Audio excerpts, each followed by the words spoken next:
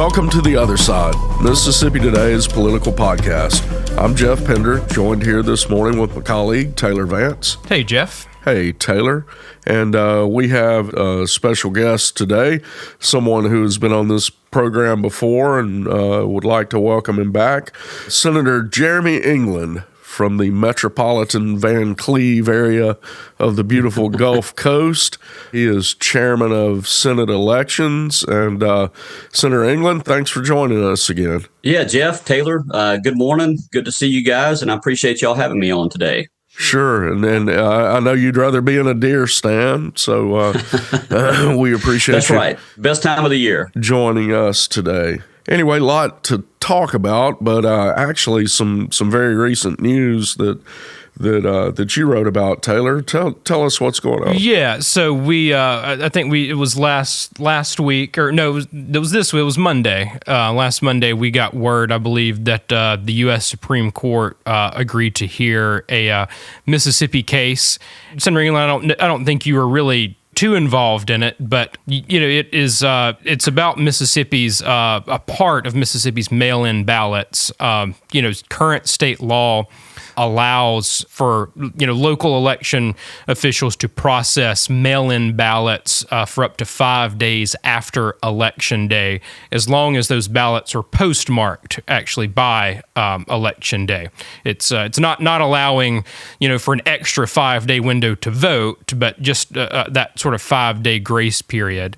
Some political parties have challenged that, and it's kind of it's gone all the way up to the U.S. Supreme Court. I believe that law is kind of a holdover from the pandemic from 2020, but it is still stuck around. I believe you have sort of advocated or looked at least doing away with that portion of our absentee ballot system. But I guess I would just open it up to you. Do you have any thoughts about that? Do you have any preference for how you would like to see the court rule on that eventually? Yeah, absolutely, Taylor. So you're exactly right. This was a holdover from a COVID law that we put into place. In 2020, of course, that was a big presidential election year. As we ended up seeing and as we were expecting, turnout was very heavy that November. But of course, with it being COVID, we were expecting a lot more mail-in ballots that year. So we joined several other states that decided to give that 5-day grace period after COVID for ballots to be, as you mentioned, postmarked on Election Day, but not received by the circuit clerks or by whoever counts the votes for each county. You had that 5-day grace period for them to get there. Of course, this has become a contentious issue, and I agree with it being a contentious issue. We have a lot of things that we wrote into law during COVID where the government kind of expanded, and we need to see that contraction back again to our regular rules and regular times, in my opinion, and this being one of them. I think that, we all want integrity around our elections. We want confidence around our elections. And one thing that gives people that confidence is knowing that on Election Day, when the polls close at 7 p.m., all ballots that are going to be counted are in hand.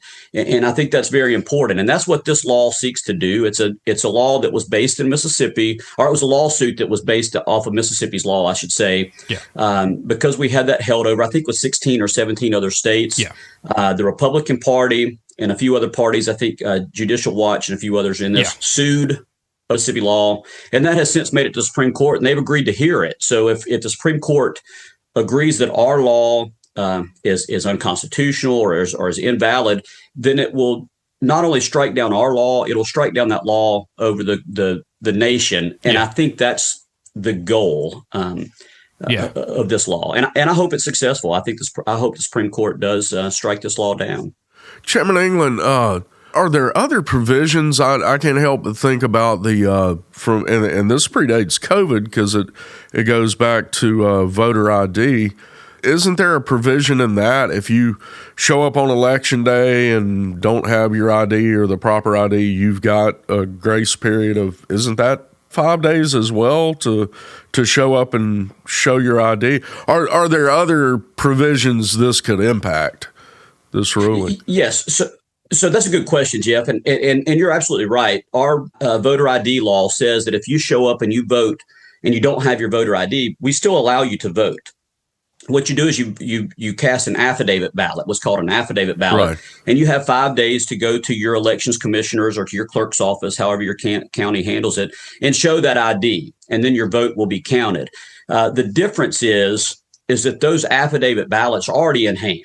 Okay. You know, they were cast. Yeah, sure. They were known to have been cast, and they've got a handful of them there. There's never very many, and the clerks that I've talked to about this say there's usually, if anybody shows back up to show their ID at that point, it's 1 or 2 people maybe that are just more looking to have their votes cast just out of the principle of casting their ballot. They don't, usually the results of the election are already known. And look, that will stay in place. That is an important part of us having, a rule for having voter ID, and it also serves to the purpose that we don't use voter ID in Mississippi to disenfranchise anyone. If you show up without your voter ID, you're still allowed to cast an affidavit ballot and then go show your ID within that 5-day period and have your vote actually cast. Yeah. And this lawsuit would not prohibit some recounting or counting going even up to 5 days. Is that correct? I mean, as long as they're in. Yeah, that's right. And again, so the affidavit ballots you mentioned without having your voter ID, they're in. So the point here being that the ballots are received by the people that need to receive those ballots by 7 p.m.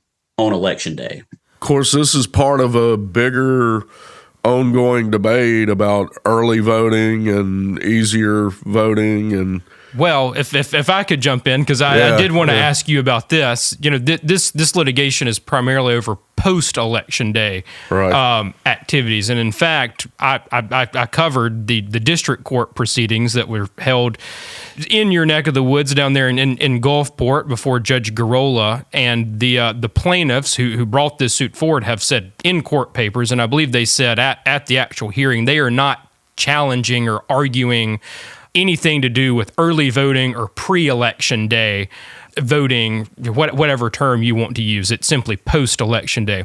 So I guess with all that being said, I would still ask you, are you still intending to file legislation during the 2026 session to allow some type of early voting, even though I know that's kind of a dirty word in Mississippi, pre-election day in-person voting? To give one clear answer, yes, I do. Yeah. I do plan on dropping that legislation. And look, if you follow me and you look at legislation I drop, sometimes I drop things that I've dropped previously, hoping it'll catch fire or hoping that, you never know how a session's going to go. And if you don't drop it by the drop deadline, of course, you don't even have the opportunity for it. Right. But it's no surprise. I'm in favor of giving Mississippians an option to vote more conveniently here in Mississippi. I've called that early voting just because I feel like that's what I need to do to be upfront with the voters, and also tell people right now we have a form of early voting. If you have an excuse right now, you can go to your clerk's office up to 45 days and vote an absentee ballot. Now, of course, you're handed a ballot. Anybody that's done this knows you're handed a ballot. You write your name on it. You turn it over. You fill out the ballot. You put it in an envelope. You have to sign across the flap, and then you hand that over. And then those are counted after election days. What I hope to do is take out the excuse part of that. Let anybody that wants to go cast their ballot up to 2 weeks prior to an election actually fill out a ballot and put that ballot in a ballot machine. Because as I mentioned earlier, the confidence around elections kind of starts to disintegrate the further you get away from election day as you're still counting ballots. And so when you have to open these envelopes and count those ballots that way, it takes a longer time. Whereas if you put your ballot into a ballot machine like you do at the polls, it runs those results. Election night happens. Those polls close at 7 p.m. You tabulate the machines and you have the results. So I think that's something that Mississippians would like to have the confidence in. They would also like to not have to write their name on a ballot that they're turning in. It kind of gives you that confidence of knowing that you do enjoy a secret ballot process that we're all entitled to and that we enjoy. And on election night, you know that your vote's being counted. And you don't have to tell a fib about why you're why you're not voting on election day. And not just tell a fib. We require you to sign an affidavit. So you're lying under oath, essentially, if you tell your clerk, hey, I'm going to be out of town when you're really not. And look, the purpose of that, the people that I have in mind, and this is not to me, it crosses party lines, right? It's not a partisan issue. It shouldn't be a partisan issue. And my fellow Republicans shouldn't be worried about it, because the people that we're missing going to the polls are, for instance, my teachers down here that live in Van Cleve that work in East Central. And that can be a 30, 45 minute, an hour drive, depending on traffic. And if you get off during your day, because I talk to my superintendents and they say, look, we work with our teachers. I try to give them an hour break to go cast a vote. Well, if it's a busy election day and you already have an hour drive both ways, and then you have to go stand in line, that's so difficult. So allowing those teachers to go vote, not have to lie at the clerk's office. And the same goes with shift workers, with people that work at the shipyard and Ingalls, Ingalls and Chevron. And, we have people that live in Stone County and may work in Jackson County, and things at work happen. So our hardest working people that enjoy, should have the ability to go out and vote, may not have that 12 hours in their time frame that day when election day opens. And I would just like for them to be able to vote. Something that I have found funny kind of the past couple of years, and this is not really the true kind of reason that we care about elections. I mean, you care about elections to make sure that people have access to vote. But I have found this interesting is that, when it's usually more with like statewide elections or a U.S. Senate race, that there will be campaign staffers, not from Mississippi, but who come in here to work for a campaign. And it's happened with both political parties, both Republican and Democratic campaigns will come in and they'll say, why do we not have early voting?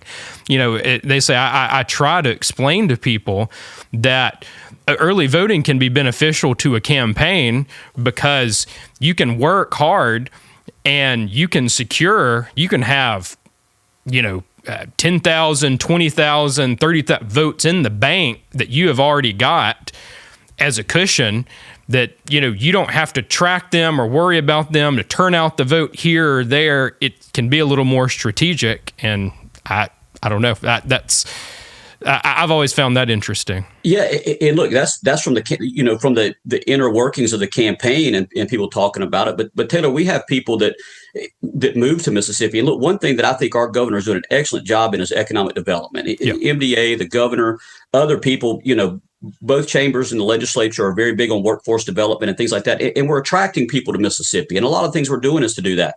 Well, they come in from other states and it gets to be election time. And they say, well, what do you mean I can't go vote conveniently? I can't go vote early. I could whenever I lived in, the red state of Tennessee or the red state of Florida. Texas. We had that. Texas has it. As a matter of fact, look, we're one of only 3 states that don't have it. And to pretend that for some reason we can't do that, it's insulting to our circuit clerks, number one, to say that, we just don't have the capabilities. I've talked with them, and a lot of them are starting to come around to this. Change is always difficult. And I think that's one thing we're seeing here. But there is this kind of stigma from the Republican side on early voting just not being a Republican issue, but we're ignoring the votes that we're losing on that. And look, that's partisan. I hate to get partisan on it, but Republicans are, quite frankly, losing votes on this. You've got conservative voters that are at work for those 12 hours a day. They're taking their kids to dance or to swim or to tennis lessons or soccer or whatever. They're cooking dinner, and they just don't have that 12 hours. And that goes for everybody. I mean, this isn't just to try to get one side or the other out. It's to allow Mississippians, particularly the hardworking Mississippians that are trying to do their right thing on their regular day, to also be able to cast their ballot. There's safeguards in place. My law that I've filed, this will be the 3rd year in a row now. It requires voter ID. It requires you to be entered into the SIM system, which is a statewide electoral system to show that you're only going to vote once. It gives you the confidence of putting that ballot into the ballot machine. If you fill out something wrong, it spits it right back out to you like it does on the polls. So you don't have that concern of, I don't know if I filled this out right. Maybe my envelope's going to get tossed, which then, the other side of that is if you're worried about that, you're just not going to go vote. If you're worried that somebody's going to see how you voted, or if you're worried it's not going to count, and apathy like that, that's the kind of thing we need to get away from. Voting is one of our oldest, most sacred traditions in America. It hasn't always been everybody votes on the second or the first Tuesday after the first Monday in November. That hasn't always been the way it's worked. You used to have people, they would open them, because people would have to go, back when America was more rural, you had to travel very far away. So they would leave it open. Some places you used to walk in and you announced your vote to the clerk, right? I mean, so voting has changed. And I think that this is just one of those times where it can be changed to make it more convenient for Mississippians. Yeah. Another elections-related topic that continues to be an issue in just about every legislative session that I've covered is the ballot initiative. And I know you've authored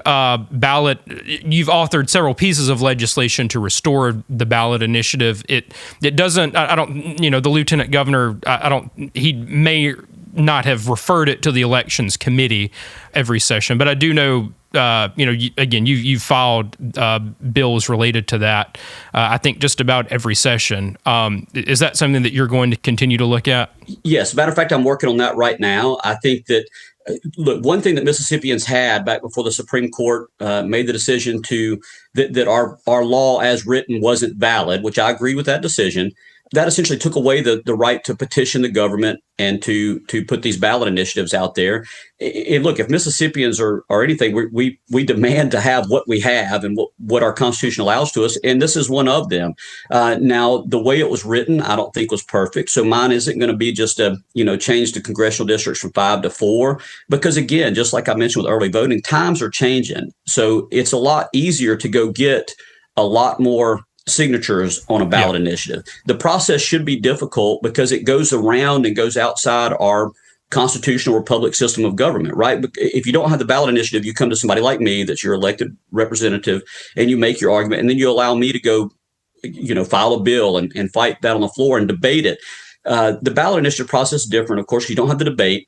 You have the ability for somebody to dump a ton of money from out of state even to try to do this issue. But it's important. It's important for the people to feel like, look, if our legislators not reacting to things that we want to have this process available to us. So what you're going to see in my bill, you're going to see the numbers increased somewhat, not impossible, but still difficult. And you're going to see some limits as to what people can do. I don't think a ballot initiative ought to be able to deprive anyone of their rights to life, liberty, or property. That wasn't currently in there. I wish that there was some way we could find a way to, and this is going to be the difficult part, is I don't like ballot initiatives going straight into the Constitution. I wish they would go into statute and give us a chance to make changes. Because look, we have to change laws that we miss things like decimal points all the time, right? So we have to go make those changes, right? And so when it's in the Constitution, you can't just go change the Constitution. Right. You have to have a 2/3 vote in the House and Senate, and then it has to go back to the people. So it's a much more difficult process. But the people should have the right to petition their government. And so that's what my bill is going to give back if we can get that passed. Gotcha. Speaking of things that have come up before and that you have filed before, what about campaign finance reform and some more general campaign regulation reforms? Is that something you're liable to tackle again this year, or you giving up on it? And I know it seems like we're running the gamut just on election bills, and putting you on the spot here. Look, hey, that's fine. Listen, look, so we've seen a shakeup, obviously, in the Senate. So we're going to see some different committees go different ways. Yeah. And I was asked, how do you feel about elections? These are all very important issues. And if I wasn't happy being in the spot, I could have asked for a move or to be considered for a move. But look, what you guys are bringing up is very important to all Mississippians. And I want to do the work on it. Campaign finance is going to be one of those. It's been a headache for me, because I can tell you none of my colleagues like hearing me go to the well and mention a campaign finance reform bill. I've noticed that. I've noticed that. Look, and that's warranted. Okay, look, this isn't, we don't all go to Jackson and live in a mansion and get paid big bucks to do this job. I know that's the perception, but this is a very tough job. It's a very, it's not a very high paying job. As a matter of fact, most of us could be making more money if we didn't do this. So there is that service element, and there should be that service element for those of us, that sacrifice that comes along with service. But yes, there's some things we need to do. My lieutenant governor's main issues with campaign finance reform is that we have to have better transparency on that. And I think one thing we've been trying to do, and the Secretary of State, Michael Watts, has been very supportive of this and has helped us with this, is making sure that people file online that there's a searchable component to that, so that people can go see who's donating to campaigns, how campaigns are spending their money. Those things are important to people. In fact, I think those things are more important than even having limits on it, because it's tough to deal with limits. Look, money's so fungible. You can move money from a corporation to a PAC and then get around our $1,000 limit. That's easy to do. But what's not easy to do is if we require you to report, and to report it in a way that's readable, online, and searchable, that's going to put that transparency in there, that's going to make us be more forthcoming and more upfront with who's donating monies to campaigns. And that's very important, because look, we saw some of that in this last election. You know, money is getting spent in different ways. You know, you may have money going to nonprofits instead of to a campaign organization or to a political organization. And then that has a voting component to it. And so if we require reporting that catches all of that, it'll give the voters and the people the right to do something. Because look, the court of public opinion is probably the most important court when it comes to campaign finance, because it's very difficult to prosecute these things. And we've had some bills to look at that, obviously. And that's where it gets a little tougher. But I think these kind of things can be taken care of in the court of public opinion if we have that transparency there. So, yeah, we'll be looking at that. That's a very long answer to say yes. I think we'll see some more campaign finance efforts, which won't make me the friend of any of my colleagues, but sometimes we've got to do the tough job. And look, I think a lot of them agree with what we try to do. But there is certainly, if we make it too difficult.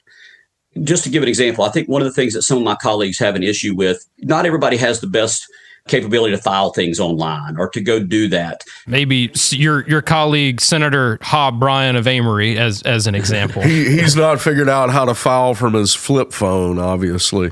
Hey, look, Hob is a great friend. Hob and I don't agree on everything, but Hob is such an asset on the elections committee. And look, I go have meetings with him early on. I think Hob played a big part in writing the election law early on. Former legislator Dennis Miller, he's around the Capitol all the time. He had a big play in all of this. So I talk with them. Look, the assets that I have available, those two guys are assets, even though they'll give me a hard time. And I love getting a hard time from Hob. Hob's a very intellectual person. And so anytime you're debating with Hob, you're going to come away as a smarter person from it. You know, not going to change my mind, but I'm going to come away with a better picture of my argument, and I'm going to be sharper for it. But yeah, Hob's flip phone, and I think there's a Twitter, maybe a Twitter account called Senator Bryan's flip phone. That's a great thing. But he makes a good point. We're still Mississippi. We still need to make sure that people have access to that. But I do think maybe it's just my youth showing. I think that we all have the ability to go file something online that can be searchable. The technology is there, and it's been there. So I think we've reached that point. The Secretary of State agrees. Lieutenant Governor agrees, and I think that's something we need to do. It's something we can look. It's not prohibitive. It's not a prohibitive thing to require to do that. People to do that. Yeah, I would just point out, and I'm not trying to make any type of statement about their innocence or their guilt, but we've seen an issue with campaign finance here in the Jackson area with Hinds County DA Jody Owens. We've seen it recently in the Delta. The FBI, has arrested, and the U.S. Attorney's Office has indicted and charged people with certain fraud, bribery related offenses there. And the indictment alleges that when they were trying to influence these elected officials, one of the first things that the elected official said was, well, can you route it through my campaign finance account? And again, this is very early in that criminal prosecution. They have not gone to trial yet. But all that to say, this continues to still be an issue in this area of public life. That's right. And again, I mentioned the court of public opinion in this. You're mentioning the court of law. Yes, those are accusations at this point. There are nobody's been found guilty of those things. But the insinuation is, look, or I guess the remedy is, look, if you had filed everything on time in a very readable manner, it would be so easy to show everybody right now, look, this didn't happen. Here's my filings. Well, they don't have that. Okay. So if nothing else, that should encourage people like me and my fellow legislators. And this does, you brought up this being a county thing. We're going to require this all the way down to, as we say in Mississippi, to dog catcher. Everybody should see who's funding your campaign and how you're spending that campaign money, because trust is so much of what we do, and honesty. I just had an event recently and somebody said, look, we appreciate you being an honest candidate and that's why we support you. And I said, isn't that just crazy that's something we have to look at in our candidates? That should be an automatic. And I think we can get back to that. The more we require people to do, the more open and transparent we require people to be. I think we'll get back to that. Senator, I know you'll be extremely busy with your committee. We've only touched on a few of the things, I'm sure, but wanted to ask you a little bit about the session in general. We're getting close enough to the start, January 6th, that some issues are already shaping up. What do you foresee being the big overarching issues this session? Well, Jeff, I think that might be the easiest question I've ever been asked about this session. Look, I think school choice and education is going to be the big issue. Last year, the income tax, last couple of years, the income tax has been a big issue. And this year, school choice is going to be a big issue. And look, the House, the Speaker of the House, Jason White, he's making it a big issue. Donald Trump's made it a big issue. It's a big issue.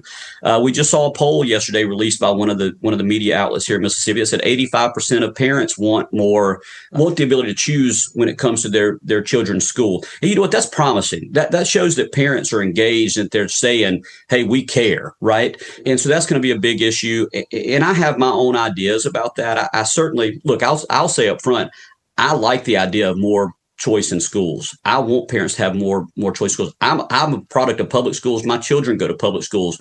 So the thing that I worry about is if we make a big change, how is that going to affect our public schools that are doing good when it comes to their budgeting process? Because the good schools are going to sit there, and most schools do, but some are very good at it. They sit down, they budget out, okay, we're going to need this many teachers. We're going to need this many things in our classroom. And if we make big changes, that's going to flip those tables on them pretty quickly. So I hope we see smaller changes.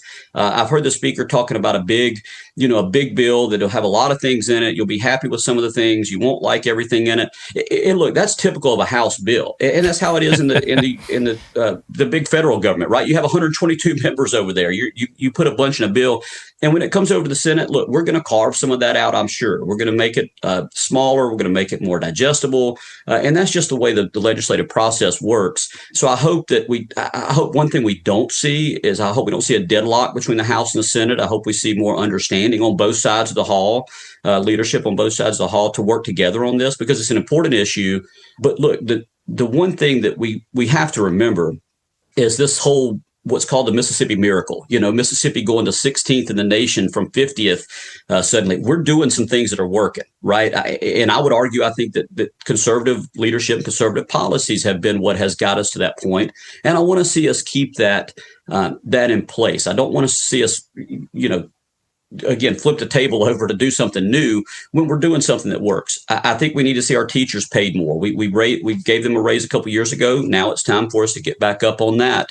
And I think you'll see that come from the Senate. I certainly agree that our ESA, our education scholarship account, our savings account, whatever it is, our ESA system ought to be broadened and open to more people. I want to see us make it easier for parents who have children that have dyslexia or autism or other learning, I don't want to say disabilities, I'll say special abilities, because a lot of times these individuals are very high IQ individuals. They're just not getting that specialized level of treatment early on that could see them go back into public schools later and become, graduate valedictorian. They just have those learning disabilities early on. I would love to see us give them the opportunity to do more. I want to see more transparency in education. I would love to see, I filed an Academic Transparency Act for the last couple of years. And what that does, it requires teachers to put their lesson plans and their materials online. And look, not only does that give parents the ability to see what's being taught to their kids, which is very important as a parent, that's very important, but it allows a teacher in Greenville or Grenada to see what a teacher in Ocean Springs or Moss Point is using and whether that's working. So it kind of gives that ability to people. So there's things I want to see happen. Yeah. That's certainly going to be the big issue. I hope we don't get caught up on trying to make sure we do this one big, this big change all at once in 1 year, because if we do, I'm worried you're going to see the legislative process grind to a halt.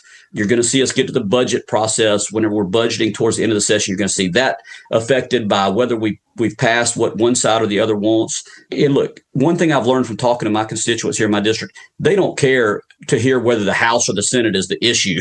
They don't care. It's the legislature. And I hope we work together and get something done. They don't care if a bill was a House bill or a Senate bill?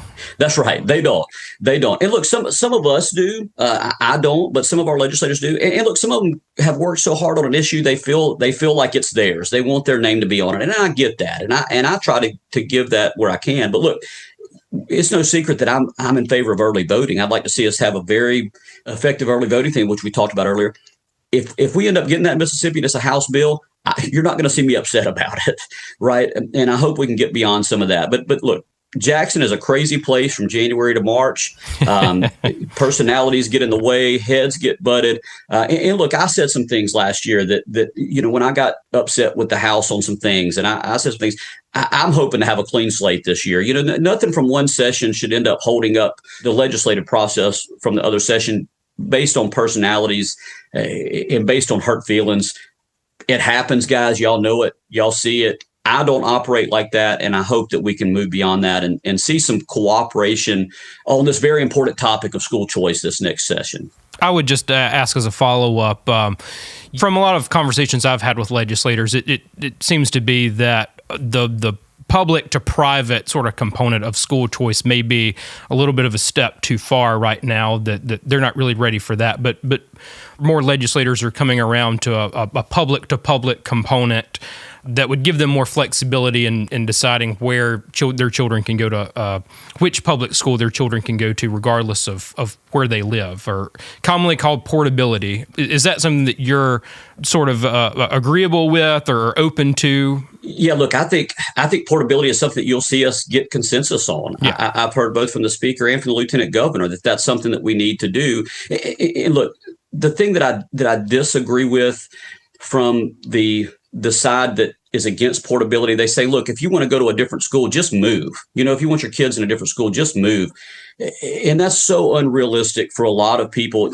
Down here where I am, housing is an issue already. We have jobs that we can't fill. We have so many jobs here on the coast that are ready to be filled by specialized workers, and we're trying to train them. We're trying to get them ready into those high-paying jobs. But the next part of that is, where do they live when they do that? And we're working with our federal delegation on flood insurance issues and the floodplains, those flood maps, and different issues that FEMA has with how much money you can spend on a house and stay in it. And we're kind of costing people out of these things, and I see that. So then to say, look, just to give an example, we have a great school here in Ocean Springs, a public school. It's a dyslexia school that people can go to if they have dyslexia. We have kids driving from Pearl River, from Wiggins, down to Ocean Springs to go to this school. And they do that because the parents can't move. So they're taking that expense of driving people down here. How much easier would it be if we allowed more portability and allowed money to follow those students?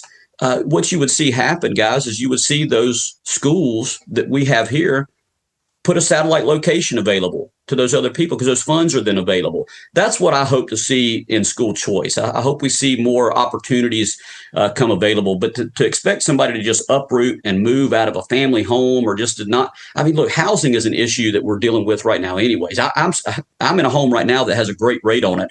I would be crazy to go try to sell my home and move in with the rates being what they are, and with home prices being what they are.